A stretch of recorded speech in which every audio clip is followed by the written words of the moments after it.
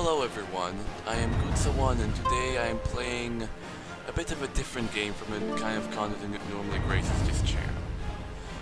I am playing a multiplayer game of Crusader Kings 2 using the Historical Immersion Projects mod.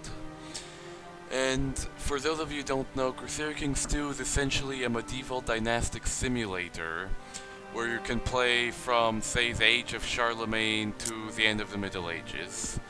It's a pretty complicated game. It's made by Paradox Interactive, who makes these kind of grand strategy games.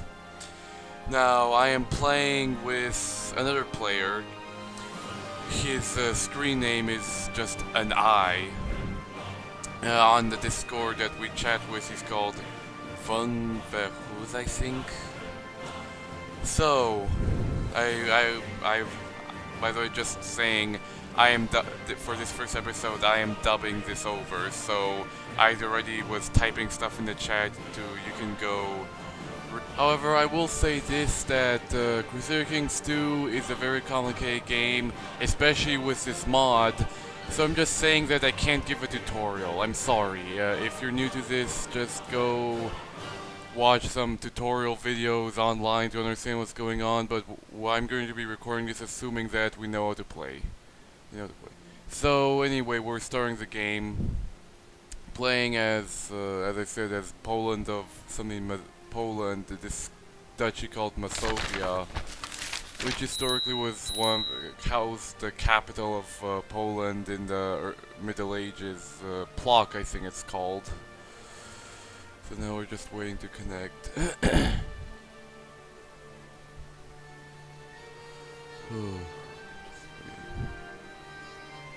Yeah, this takes a while. I think you would have typed in the chat.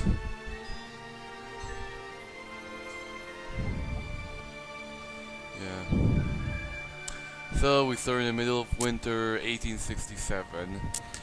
Currently the Slavs are mostly pagan. They haven't been Christianized yet, and there's still a massive horde of Tengri, because a lot of Eastern Europe is still part of the nomadic culture. So here we start in what's the upper right corner of modern Poland, near the city of Plok, the province on the upper left of my domain. So my character is actually quite bookish and good at stewardship, which is surprising because I'm a pagan. My character, I mean, not in real life, but yeah. So as I expressed my surprise at my character being so learned, even though he's a tribal, even though he has pathetic diplomacy. I mean, that's honestly, yeah. But I guess that means we'll focus this character, his achievements, on economic development, right? Yeah. Shy, proud, deceitful, fortune builder, has a bit of money. I'll be building up some tribal buildings, and I only have a half-brother who's the equivalent of a county chief. Now let's see who we can find for a wife. Preferably someone Polish that can have a good alliance, but I mean, it used to be that it was the only thing that mattered was the traits, but now because you can get an alliance and the whole inheritance, you often have, and also now that the valuable genetic traits are very rare, it's better to just marry for political reasons. Don't really marry. It's rare that you can marry for having good traits. I know that sounds eugenics, but that's how many players usually play the game early on, when there's lots of every female character seems to have a beneficial genetic trait. So yeah, I married some other chief in Poland, and now I'm just going to go praise this. No, not praise this. I mean worship the ancestors. But first, let's just nominate my brother as my heir. Fortunately, I didn't actually get married yet, so I can still set my ambition, even though I'll immediately get married.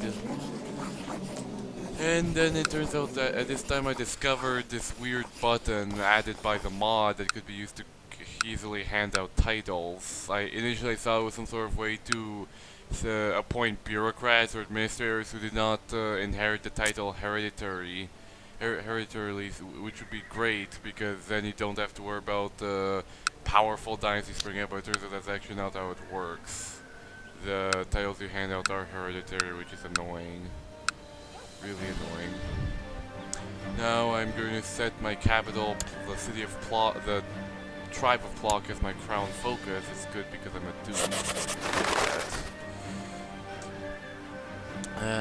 And here I was just asking my co-player what the set governor stuff is. As I said, I thought it was some sort of way you could make the titles non-hereditary, which would be great, but you can't do that because it's Crusader Kings 2 and it's all about dynasties. Yeah.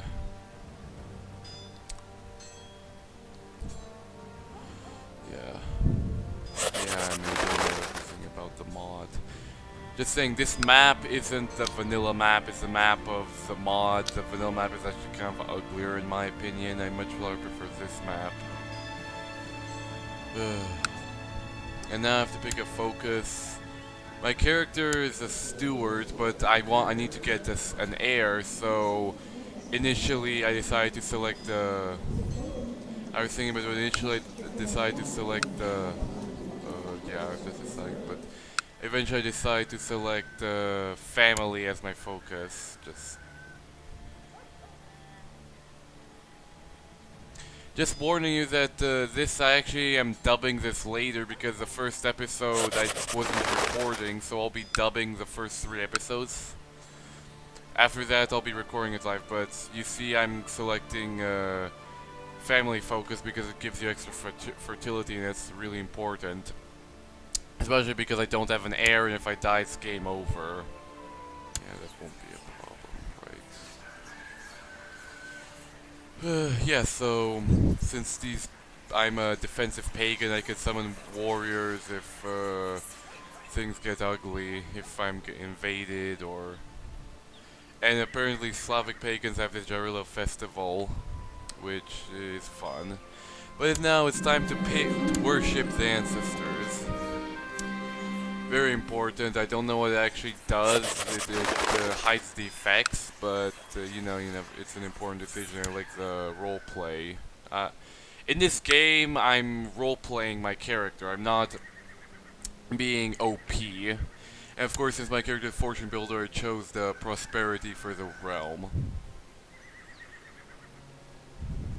In hindsight, maybe I should have chosen family, especially later on when I'd have air troubles. So yeah, now I think I was ready to start the game, and yeah, the slowest difficulty.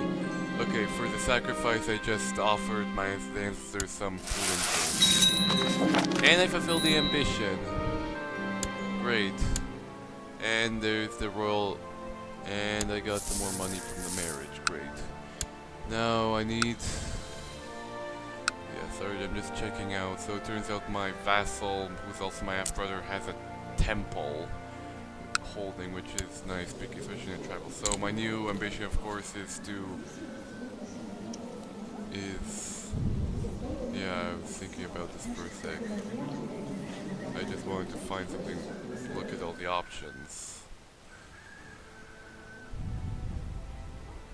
So eventually just chose to have a son as my ambition, which is important because it gives me extra having the ambition gives me extra fertility, and I said I need an heir, I don't want to get a game over, and that's totally not going to be a problem in the future. Don't worry. I know some other king wants to marry off one of my courtiers. Ah.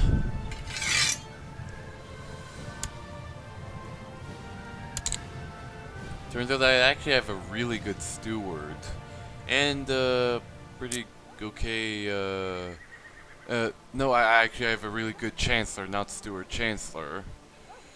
But since in this game I'm not really going to be, in this character I mean, I'm not going to be conquering much with this character, so I don't really need to fabricate claims on all the surrounding land. Plus, I'm a pagan, I can just subjugate people. When I'm talking about me, I'm talking about my character.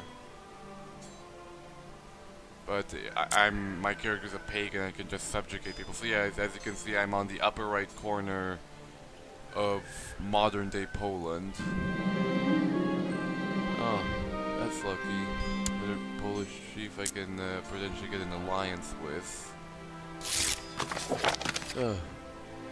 Excellent, yeah. Alliances are very... Oh. So, as you can see, in network where my steward was improving the prosperity of my provinces. And now I'm going to hold this pagan festival. I guess the Slavic pagan festival. Okay, got the alliance done, and finally I need to pick up, well, during the Jarillo festival I need to, oh, that's a funny flavor, so, but anyway, I need to pick a patron deity, and of course, while I'm doing all of this, my new ally just calls me into war immediately. Yeah, this can be a problem in these types of games where you have these events popping up that are important.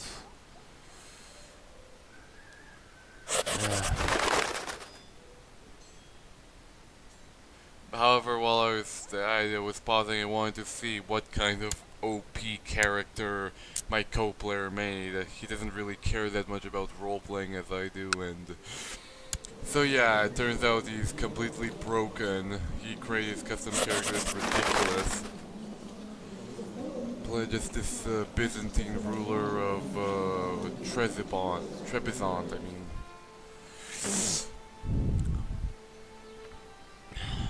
mean. In a previous private game, he made an even more ridiculous character. So this is actually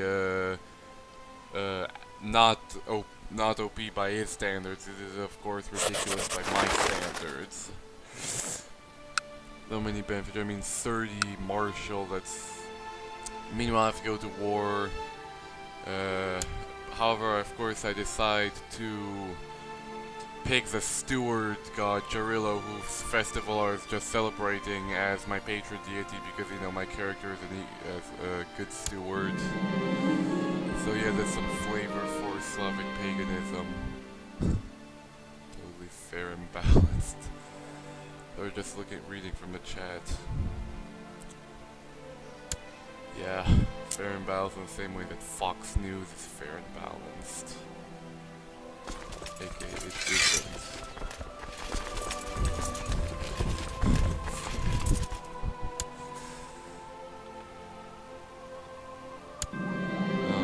Meanwhile, while we're off to war, my character's just toiling in a garden. Kind of not fulfilling his responsibilities as the chief, but... And it turns out because I held the festival, I get a bunch of... So my character, apparently, according to this, is, actually, no, never mind. Yeah, I need to find better commanders, because my character isn't that good at fighting, so... But it turns out that I all have just really crappy commanders, so... Turns out I will have to fight a bit after all.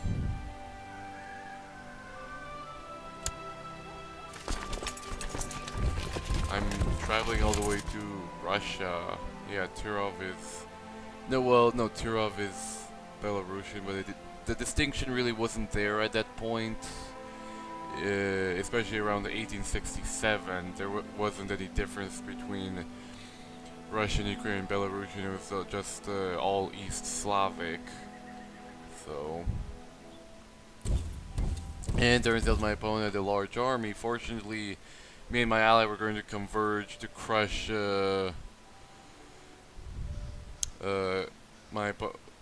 crush our opponent, because our forces combined. But our forces combined would enable us to crush our enemy.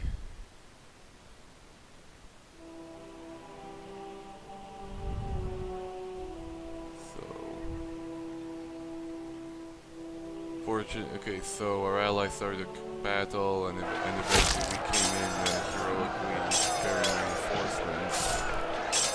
Even though we were attacking across the river, which was bad, we were still able to win the battle. And so out of it we got some prestige, and meanwhile we were just sieging down the enemy. It's nice because you can get loot out of it.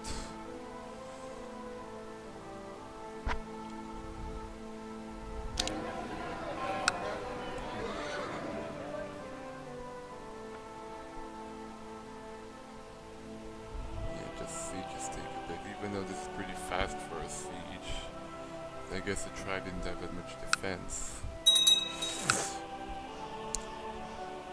Yeah. So yeah, the rest of part of this war is kind of boring. It's just more sieging, and however, fortunately, our numbers are so overwhelming we could just assault the holdings and get it done quickly, over with quickly.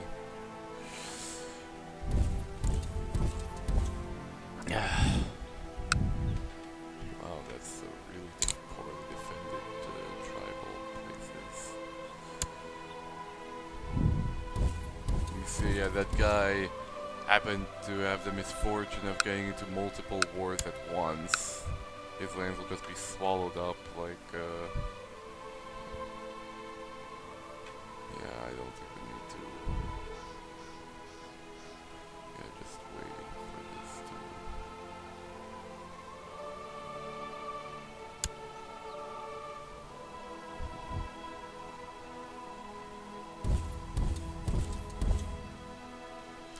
So this war should be over. I just had to go take the city, which was completely undefended. After I finished that battle, okay,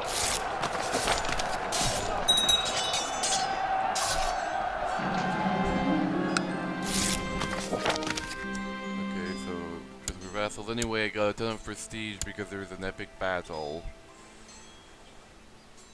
And now my ally just became, the city of Kiev actually just became really powerful. Kiev historically would form a large confederation of East Slavic peoples called the Kievan Rus. I learned about it in AP World History, so yeah, I mean I enjoy history knowledge, so just telling you, I will give out historical tidbits apparently. Also, you know, just also I have to nominate a court physician. Good, because diseases can be quite devastating in this game. Okay, let's see. Here I'm just handing out minor titles. I don't really need to. What's really important is the commanders, because I said my ruler isn't good at fighting. Expand my levies and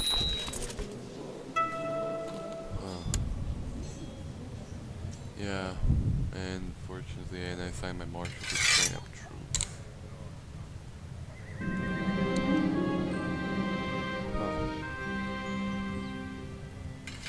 Oh, good. So, of course, I'm going to try to get a diligent trade because it gives me these nice bonuses. I don't know why I'd ever want to get slothful. And meanwhile, to improve my realm, I'm going to try to steal technology from Constantinople, which is the most advanced in Europe. In fact, I already got some technology points right off the bat. Now, of course, since we're pagan, there isn't much stuff we can do religion-wise. Fortunately, I could improve some of the technology of my economy, which would unlock more buildings. All these nice upgrades.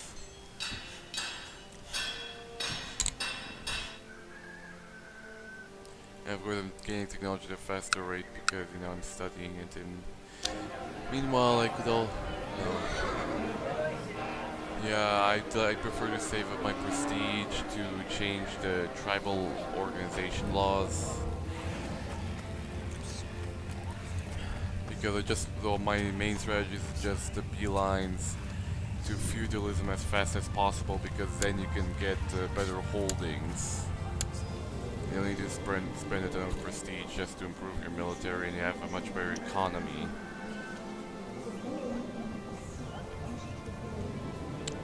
Yeah, so as you can see, the top law tribal organization, I have to raise that, but that costs a ton of prestige to do so.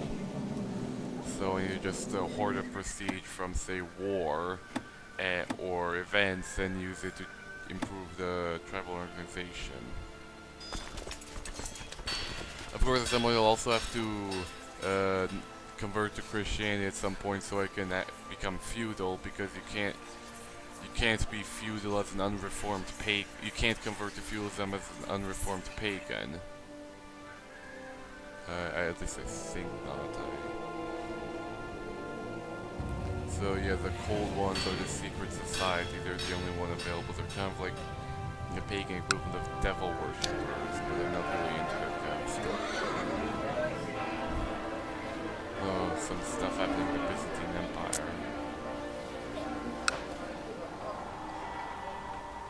Yeah, what is now Bosnia and Kosovo is pagan. Yeah, where they're becoming Orthodox, but and for some reason there is a majority pagan population in the middle of Greece, which makes no sense. I don't know how that happened. I mean, it is 1867. I guess there's this. And funny enough, in the top part of Greece, there's a province of Romanian culture. And also the Bulgars have spread throughout the Balkans as well.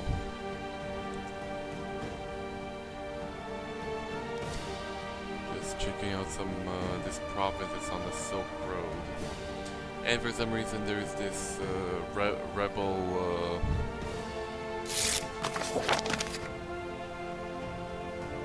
so meanwhile I'd end up losing my alliance, but I need I need that prestige so I can change the tribal laws.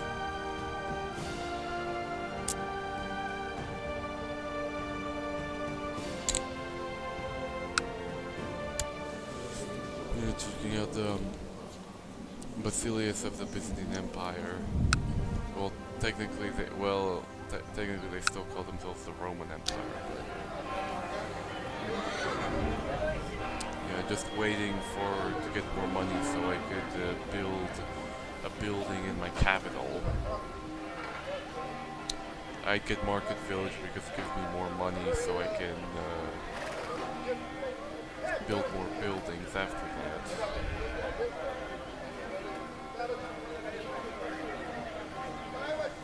So as you can see, if you're a tribe, to build buildings that improve your military need prestige, not gold. Which is a problem because you need prestige also to improve tribal organization.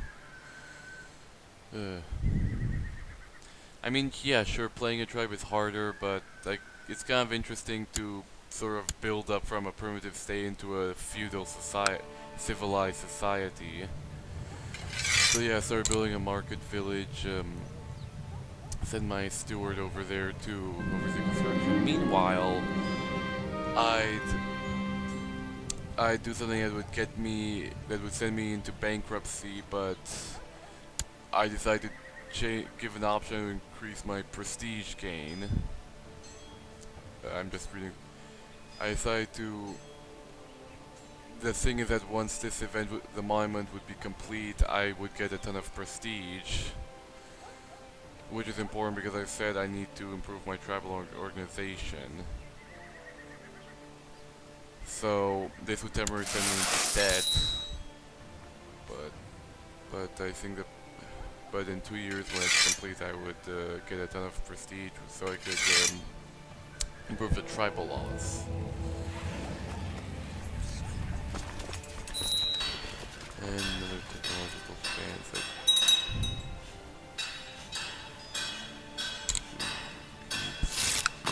Meanwhile, I get more technology from Constantinople.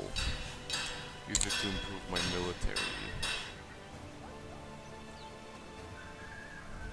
Yeah.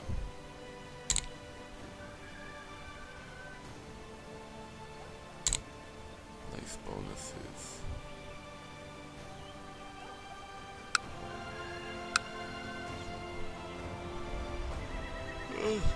Yeah, so this mod adds these weather modifiers that can change, say, your levy's attacks income. So yeah, my building was finally built, so I would get more money and I would get out of this debt hole that I dug myself into. Meanwhile, I somehow started to get sick a bit, which is worrying. Fortunately, the court physician could give me treatment, and he somehow gave me an excellent treatment, so the sickness isn't a problem, I won't get sick. Which is good because fatigue is often a symptom of cancer, so it's good I didn't get cancer. You know, because my brother-in-law died, I inherited his land, but now I'd have to rearrange my council. Sadly, I lost that really good diplomat.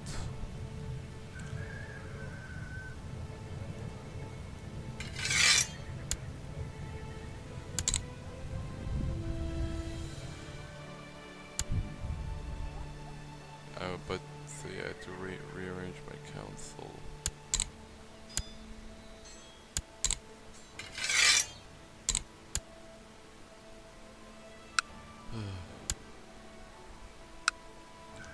So here I try to find a better person skilled in diplomacy so they could come to my court, but it turns out nobody actually wanted to, who was skilled in diplomacy actually wanted to come to my court, which is a shame.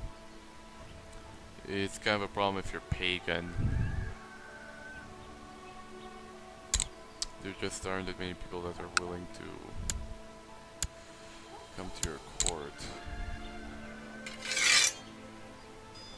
By the way, the reason I raised my levies because eventually I wanted to go on raids. Because raiding is the main way tribes can get income. And since I wanted to build up my province, I needed income. And for that I decided that maybe I could just go raid my neighbors.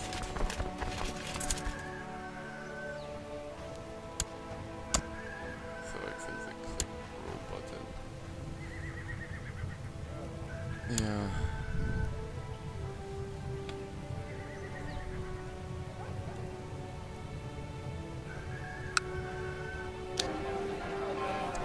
So it turns out before my half-brother died, he was building a weaponsmith. Also, apparently they're trying to build a city. Later on, I realized that you could set your steward to help you start building a city, but I didn't realize that at the time, so I realized it later. And fortunately, the monument was finished, which means I get a ton of prestige, so I can start to reform the tribal laws that I will attempt to do now. So first, I will just go raid people.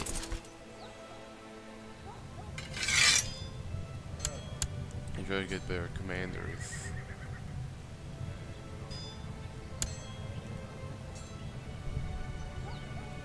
So I'd rearrange the commanders to try to get good leaders.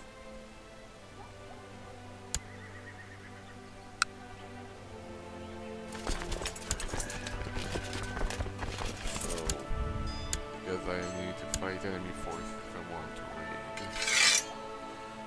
Of course, I just immediately decided to start raiding my neighbors. And unfortunately, I still had no heir. But I was able to centralize, and I was able to greater centralize my realm. Unfortunately, I come to a sudden end because it turns out somebody tried to assassinate me. And without an heir, I lost the game. So yeah, it turns out I'll have to come back later. I'll have to reload the game. So that's it for this episode. Stay tuned for next time, where I'll actually do stuff. Bye.